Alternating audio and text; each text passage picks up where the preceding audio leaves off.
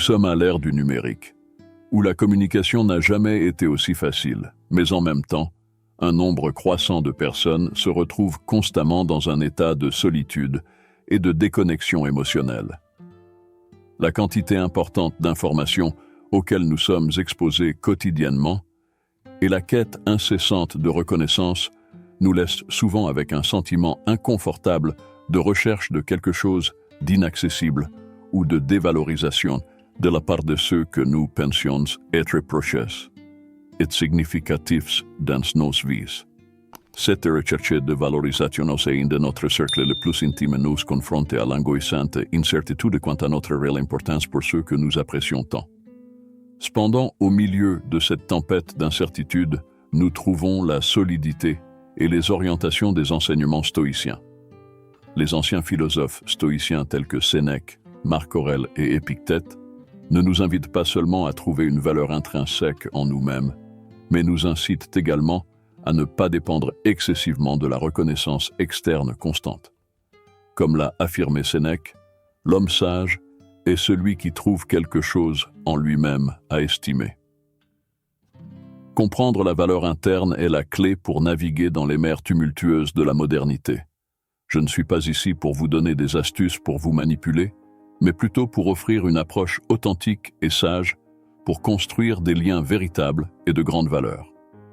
Comme l'a bien dit Marc Aurèle, le vrai bonheur consiste à savourer le présent sans une dépendance anxieuse envers le futur. Ici, nous explorerons des stratégies alignées sur la philosophie stoïcienne, non seulement pour obtenir la priorité dans les relations, mais aussi pour cultiver l'authenticité et la connexion dans un monde rempli de distractions et de superficialité. Instaurer la peur de la perte. Dans les voies de la philosophie stoïcienne, nous sommes encouragés à considérer la préciosité de notre temps et de notre attention comme des biens inestimables. Pour être valorisés, nous devons sensibiliser à la fois nous-mêmes et les autres à l'unicité de ces ressources. Instaurer la peur de la perte ne signifie pas générer de l'anxiété ou de l'insécurité, mais plutôt reconnaître la valeur de ce que nous possédons. Imaginez la sensation de pénurie lorsque quelque chose de très important est sur le point de vous être enlevé. C'est la perception que les stoïciens nous invitent à éveiller concernant notre temps et notre attention. La disponibilité constante, la réponse immédiate à chaque appel, bien que semblant être des signes d'attention et de soin, peuvent dévaloriser le trésor de votre présence et disponibilité. Se rendre constamment disponible pour des choses qui ne contribuent pas à vos objectifs revient à dévaloriser votre temps et votre attention.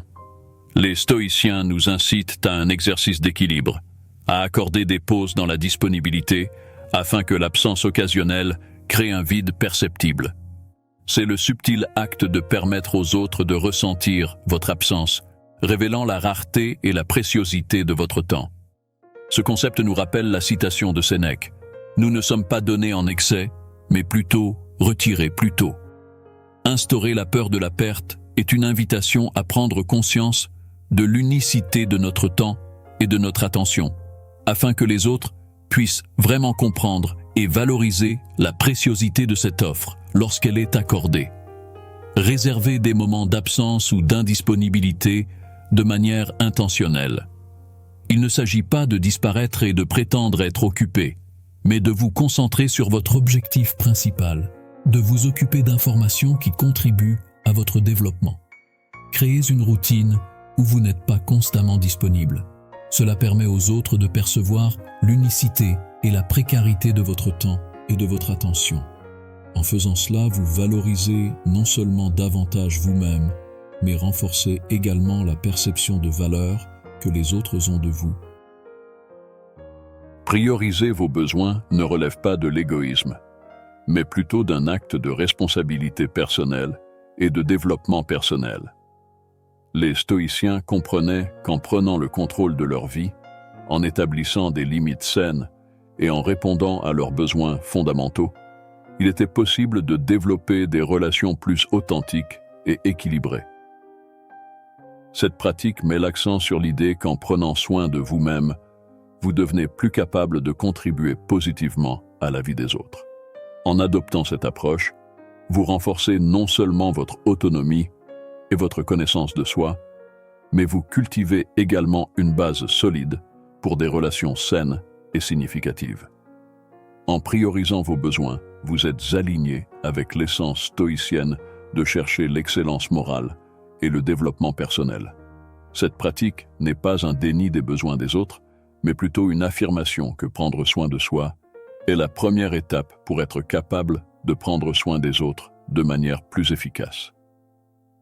Les stoïciens croyaient qu'en établissant des limites et en définissant des objectifs personnels, vous devenez plus conscient de vos capacités et limites, permettant une contribution plus authentique et significative dans les relations interpersonnelles.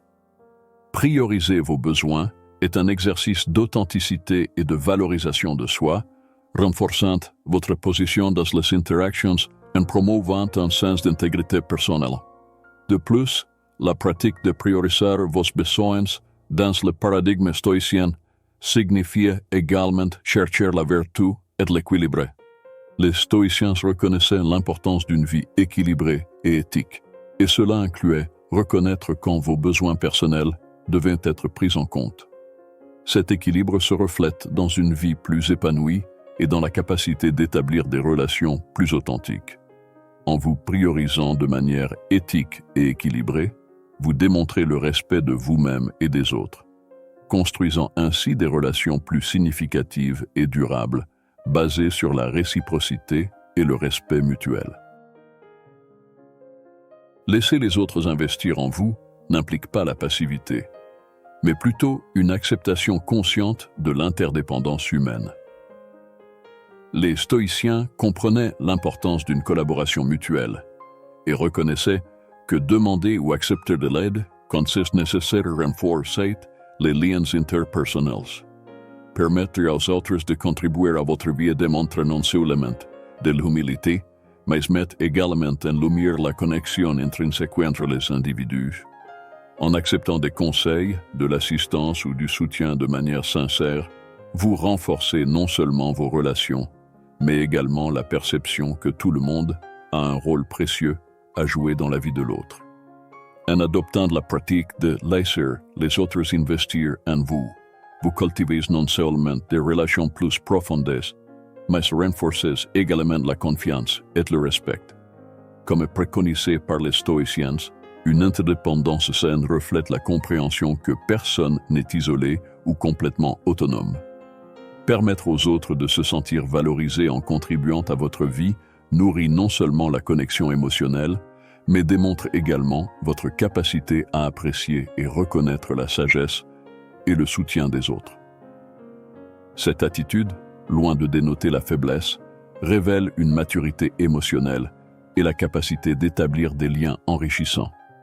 En outre, la pratique de permettre aux autres d'investir en vous est conforme à la valorisation de l'interaction sociale authentique. Comme enseigné par les stoïciens, l'échange mutuel est une base fondamentale pour des relations significatives. En acceptant et en valorisant la contribution des autres, vous favorisez un environnement où les relations sont construites sur des fondations de respect, de générosité et de collaboration. Cette pratique renforce non seulement la qualité des relations, mais élève également votre perception en tant que personne qui valorise et encourage la contribution positive des autres. Cessez de parler uniquement de vous-même, pratiquez l'écoute active et faire preuve de discernement sur quand parler et quand écouter. Les stoïciens valorisaient l'art de l'écoute, reconnaissant que la communication efficace dépend à la fois de la parole et de l'écoute. Cette pratique renforce non seulement votre capacité de compréhension et d'empathie, mais promeut également la capacité de mieux comprendre les autres et les nuances des interactions sociales. En adoptant cette attitude, vous montrez de l'humilité, de l'ouverture et du respect pour le point de vue des autres, ce qui contribue à des relations plus profondes et significatives. L'approche stoïcienne de ne pas toujours initier les conversations est enracinée dans l'idée que la sagesse et la connaissance surgissent souvent de l'acte d'écouter et d'apprendre des autres. La modération dans la communication est une caractéristique fondamentale de la sagesse stoïcienne et la pratique d'être plus réceptif que proactif dans l'interaction sociale permet un échange plus riche et précieux d'idées. Cette attitude reflète également la valeur de la réflexion avant de parler, encourageant une communication plus réfléchie et authentique. En adoptant cette pratique, vous vous positionnez non seulement en tant qu'auditeur attentif, mais vous valorisez également la contribution et les connaissances des autres, ce qui contribue à être reconnu comme quelqu'un qui apprécie et respecte la diversité des opinions. Ne pas être la personne qui parle ouvertement de sa vie, selon la philosophie stoïcienne, renforce également votre présence et votre impact lorsque vous choisissez de parler. En pratiquant la modération dans la communication, vous ajoutez plus de valeur à vos paroles, car elles sont perçues comme pertinentes et réfléchies. Cela contribue à vous faire percevoir comme quelqu'un qui parle quand il a quelque chose de précieux à apporter, plutôt que simplement pour combler le vide de la conversation. Cette posture renforce votre réputation en tant que personne réfléchie, fiable et valorisant la qualité de la communication, des facteurs essentiels dans la construction de relations authentiques et significatives. Développer l'authenticité est la manifestation authentique de qui nous sommes, alignant nos actions avec nos valeurs et principes les plus profonds. Les stoïciens considéraient l'authenticité comme un chemin vers l'intégrité intérieure, cultivant une cohérence entre nos croyances, nos paroles et nos actions. En développant l'authenticité, nous recherchons une congruence intime entre notre moi intérieur et notre comportement extérieur, permettant à nos interactions avec les autres d'être transparentes et cohérentes. Pour les stoïciens, être authentique signifie vivre selon nos valeurs essentielles, indépendamment des circonstances externes. Cela renforce non seulement notre résilience émotionnelle, mais nous rend également plus fiables et prévisibles aux yeux de ceux qui nous entourent. En restant fidèle à vos principes, même face aux défis, vous vous démarquez en tant que source d'orientation et d'inspiration pour les autres, étant perçu comme une personne d'intégrité et de dignité inébranlables. L'authenticité favorise également un sentiment de liberté intérieure. En étant vrai avec vous-même, vous éliminez le besoin de masques ou de façades pour vous conformer aux normes externes. Cette liberté émotionnelle et mentale vous permet d'interagir avec les autres de manière plus ouverte et authentique. En étant authentique, vous construisez des relations basées sur la confiance mutuelle et la compréhension, devenant précieux et respecté pour votre intégrité et votre honnêteté unique. Si ces pensées stoïciennes ont du sens pour vous ou ont peut-être allumé une étincelle en vous, montrez votre soutien. Cliquez sur « J'aime », abonnez-vous, activez les notifications, partagez avec un ami. Votre implication renforce notre communauté et encourage le partage de connaissances et de témoignages transformateurs. Continuons la conversation.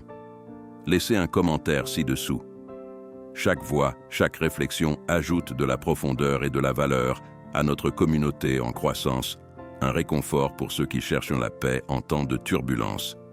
Jusqu'à la prochaine fois.